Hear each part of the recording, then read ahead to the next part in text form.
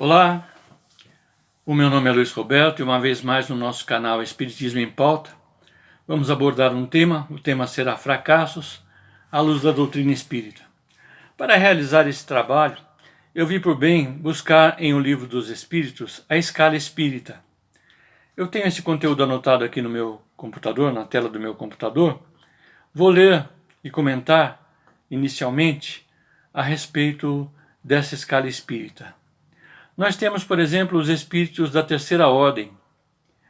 Nesses espíritos, tanto encarnados quanto encarnados, espíritos ainda imperfeitos, há a predominância da matéria sobre o espírito, propensão para o mal, ignorância, orgulho, egoísmo e todas as más paixões que são decorrentes de tudo isso. Quem de nós, no passo evolutivo em que nos encontramos aqui na Terra, não se enquadra aí nessa descrição? A maioria absoluta se enquadra nessa descrição. Na terceira ordem, contam-se, portanto, os espíritos impuros, os espíritos levianos, os pseudo-sábios e os neutros, tanto encarnados quanto desencarnados.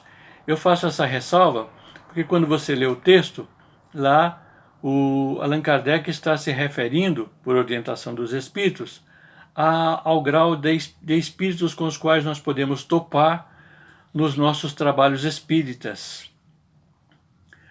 E aí, falando dos espíritos impuros, por exemplo, eles são aqueles que fazem do mal o seu objeto de preocupação constante. Estes são os espíritos impuros, em essência impuros. Temos os levianos. Esses são ignorantes, malévolos, inconsequentes e zombeteiros. Não têm compromisso nenhum com a verdade e fazem-se passar muitas vezes por personalidades conhecidas e reconhecidas por serem boas criaturas, tanto encarnada quanto desencarnada. Os pseudo-sábios, esses julgam saber mais do que realmente sabem, né? Geralmente a sua linguagem tem um caráter sério, passível de enganar os incautos que os ouvem, né? Temos os neutros. Esses não são suficientemente bons nem maus, pois se inclinam tanto para o bem quanto para o mal. Apegam-se quanto às coisas do mundo, de cujos prazeres grosseiros sentem saudades. Então é muito comum no centro espírita a gente ouvir conselhos de algum espírito, esses os chamados neutros, que pendem para as coisas materiais, para os aconselhamentos materiais. Envolvem-se no cotidiano das pessoas, das famílias, dos locais de trabalho, enfim, a ditarem regras em razão da sua própria materialidade. Nós temos também os espíritos de segunda ordem. Lá no Livro dos Espíritos nós lemos assim: tem como características gerais a predominância do espírito sobre a matéria, desejo do bem. As qualidades e o poder de praticar o bem são proporcionais ao grau já atingido. Uns têm ciência, outros sabedoria e bondade, e os mais adiantados reúnem o saber às qualidades morais. Então esses espíritos que compõem a segunda ordem, também nós lemos lá em O Livro dos Espíritos, compreendem Deus e o infinito e já desfrutam da felicidade dos bons. Ficam felizes pelo bem que fazem e pelo mal que impedem seja feito. O amor que sentem não é alterado nem pela inveja, pelo ciúme, pelos remorsos ou qualquer outra paixão inferior, dessas que só conseguem atormentar os espíritos imperfeitos. Têm, porém, ainda que passar por provas para atingir a perfeição absoluta. Esses são os espíritos da segunda categoria. Entre eles, nós temos os benévolos. Possuem a bondade como qualidade dominante. Nós temos os sábios, que são distinguidos pelo conhecimento. Temos os de sabedoria, possuem as qualidades morais de ordem mais elevada como seu caráter distintivo. E temos ainda os superiores. Esses reúnem ciência, sabedoria e bondade. Quando esses espíritos chamados superiores reencarnam, quando por exceção se encarnam na Terra, vêm cumprir missão de progresso e então nos fazem o tipo da perfeição a que pode aspirar a humanidade. Vou ler de novo. Quando por exceção se encarnam na Terra, vêm cumprir missão de progresso e então nos oferecem o tipo da perfeição a que se pode aspirar na humanidade, ou à humanidade. Veja que a escala de espíritos da segunda ordem, eles já são bem diferentes de nós, espíritos ainda inferiores. E quando nós chegamos então aos espíritos da primeira ordem, esses espíritos são os espíritos puros. Nestes, a influência do mal é nula. Há neles, em relação às demais ordens, superioridade intelectual e moral. São espíritos de classe única, pois já percorreram todos os degraus da escala e se despojaram de todas as impurezas. Não têm mais que passar por provas e expiações, não mais estão sujeitos a encarnações, vivem a vida eterna que realizam no seio de Deus. Não vivem ociosamente em eterna contemplação, são os mensageiros e os ministros de Deus, cujas ordens executam para a manutenção do equilíbrio universal. Comandam os espíritos que lhes são inferiores, ajudam-nos a se aperfeiçoarem, eles confiam missões, assistem os homens em suas aflições, estimulam-nos à prática do bem e na expiação das faltas que os afastam da felicidade suprema. Os homens podem comunicar-se com eles, sem, entretanto, tê-los constantemente às suas próprias ordens. Estes são, então, os espíritos da primeira ordem. Os espíritos da primeira ordem são os espíritos puros. Não há, portanto, entre eles nenhuma diferença. Eles são de classe única e comandam todos os demais espíritos, tanto os da segunda ordem quanto os da terceira ordem, da qual ainda fazemos parte. E por que eu apanhei esse material? Porque nós vamos falar de fracassos.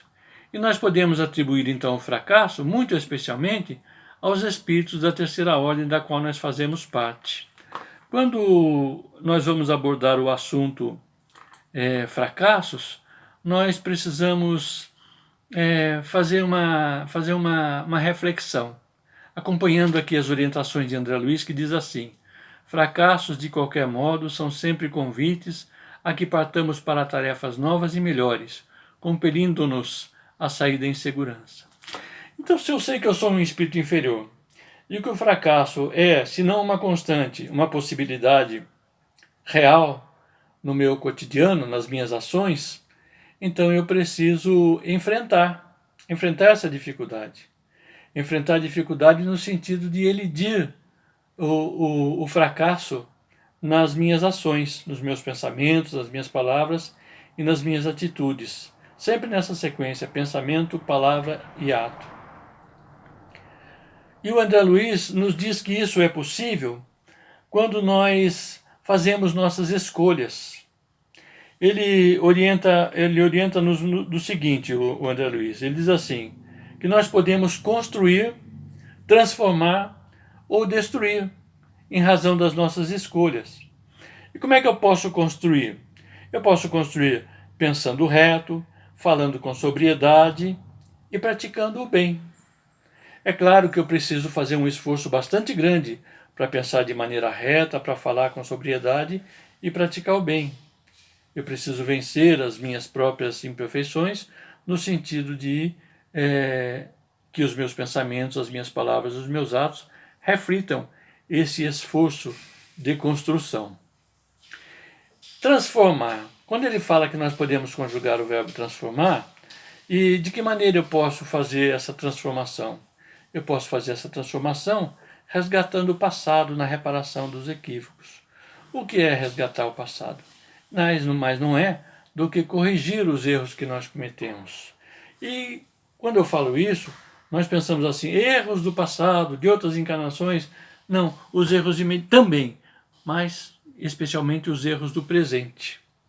Corrigindo os erros do presente, eu abro espaço no meu campo de ação de corrigir os erros do passado, porque os erros presentes são consequência dos erros do passado, são uma continuação dos erros do passado. Se eu fora no passado um orgulhoso senhor, por exemplo, eu trago comigo ainda esse orgulho. E as dificuldades que a vida vai colocar no meu caminho, a fim de que seja testado o meu esforço para vencer esse orgulho, devem ser superadas, porque superando esse orgulho do momento, eu estou superando o orgulho que eu já trouxe de vidas pretéritas, né? Ou, se a minha escolha for muito infeliz, eu posso conjugar o verbo destruir, perdendo as oportunidades de serviço, toda e qualquer oportunidade de serviço, até de ficar calado, quando for o caso, né? Então, todo mau resultado alerta aquele de nós que tem olhos de ver, onde errou, convidando-nos à correção de curso, conjugando, por consequência, o verbo adequado. E o mais indicado aqui, segundo o Espírito André Luiz, é construir ou transformar. Construir ou transformar. Muito, muito bom esse conteúdo do nosso irmão André Luiz, né? Eu estava ainda pesquisando sobre esse assunto e achei uma coisa muito interessante que se aplica a nós outros, né? Eu estava lendo um texto, não sei quem, aliás, eu não sei não se conhece o autor desse texto ou a autora desse texto. É desconhecido, a autoria é desconhecida. E o sujeito fala, a criatura fala no texto sobre riscos. Riscos. Que nós precisamos enfrentar riscos para evitar o fracasso. E aí eu fico pensando comigo, que riscos seriam esses, se não os riscos que nós mesmos construímos para nós? Diz assim o texto: os riscos precisam ser enfrentados porque o maior fracasso da vida é não arriscar nada. A pessoa que não arrisca nada, não faz nada, não tem nada, é nada. Ela pode evitar o sofrimento e a dor, mas não aprende, não sente, não muda, não cresce ou vive. Presa à sua servidão, ela é uma escrava que teme a liberdade. Apenas quem arrisca é livre. E nós precisamos arriscar a mudar. Esse verbo mudar precisa ser conjugado por nós. Lá na doutrina espírita, nós vemos muitos textos que falam da necessidade da reforma íntima. A reforma íntima está ligada a mudanças, mudança de pensamentos, mudança no nosso palavreado, mudança nas nossas atitudes. Isso então significa arriscar. Precisamos sair do bem bom em que nos encontramos, da zona de conforto na qual nos encontramos, para realmente, correndo esse risco, mudar. Eu, quando estava lendo lá o livro lá o livro dos Espíritos, da Escala Espírita, eu encontrei lembrei, né, de um texto que eu havia lido e fui procurar o texto. Onde é que estava guardado esse texto? Porque eu costumo guardar o texto. E esse texto fala de uma escola fictícia, né, de uma universidade fictícia, na qual o Jabuti foi admitido como professor de estratégia nessa universidade. Mas a sua admissão foi bastante contestada pelo grupo de professores da faculdade, pelo magistério da faculdade, né? E também pelos alunos, incapazes de percebê-lo como estrategista. Ninguém via o Jabuti como um estrategista. Ele não tinha a figura de um estrategista, as características de um estrategista. Ele não era, na visão dessas pessoas, tanto professores quanto alunos, tanto corpo docente quanto discente, ele não era um estrategista. Aí, ao apresentar-se para a primeira aula, o Jabuti defrontou-se com os alunos travestidos, assim burlescamente, de tartarugas, para arrefiar, né? Para incomodar o Jabuti. Todos estavam vestidos de tartarugas, em meio a uma gargalhada geral de deboche. Mas o Jabuti de maneira imperturbável, sentou-se à mesa e iniciou a sua exposição.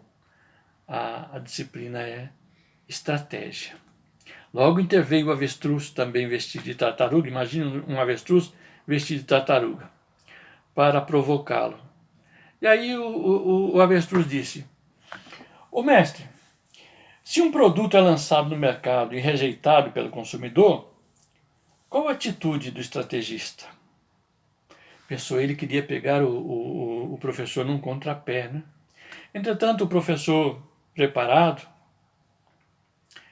ele respondeu simplesmente: humildade.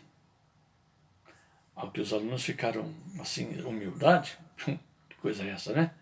Ele continuou: se há convicção sobre sua qualidade, a qualidade do produto, convém insistir, analisando-se as prováveis causas da rejeição por parte do consumidor e reformulando a estratégia.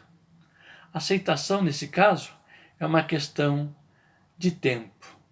Aguardemos no tempo, disse o professor Jabuti. Em continuidade às provocações, um pequeno grupo de alunos lá no fundo, o pessoal do fundão, né, da sala, soltava risadas estridentes numa rodada de piadas. Não estavam nem aí pela aula de estratégia que o professor Jabuti estava ministrando. O Jabuti, então, continuando a expor o seu tema, discretamente acercou-se do grupo e sentenciou para todos ouvirem: paciência. Paciência. É preciso muita paciência para realizar uma missão transformadora, disse o Jabuti, se referindo à pergunta que o avestruz havia lhe feito e, ao mesmo tempo, em razão daquela atitude debochada daquele grupo de alunos do fundo da sala. E permaneceu próximo e atento aos alunos, rindo inclusive gostosamente da última anedota que eles haviam ali contado. E permaneceu próximo aos alunos. Discretamente também, assim como chegou para os alunos, foi se afastando, e isso desconcertou, melhor dizendo, os provocadores. Já, novamente à mesa, o professor Jabuti ouviu uma nova pergunta. Esta vez era a raposa. Uma raposa travestida de tartaruga. Imaginem vocês. Então, a raposa perguntou: mestre, quando o ambiente é hostil e nos sentimos indesejáveis, é válido sermos humildes e pacientes? Não estaremos agravando a situação? É claro que ele se referia ao Jabuti e à rejeição que ele tinha, tanto dos seus colegas professores quanto dos alunos, que estavam demonstrando claramente ali que ele não era bem-vindo. E quando a raposa fez essa pergunta, ela foi na veia, né? Ela foi no cerne da questão. Aí, com a sua sabedoria, o Jabuti respondeu: esperança é a palavra de ordem. Desistir é aceitar o fracasso. Fracasso inadmissível para quem tem uma missão a cumprir e acredita nela. Com esperança, tudo se resolve.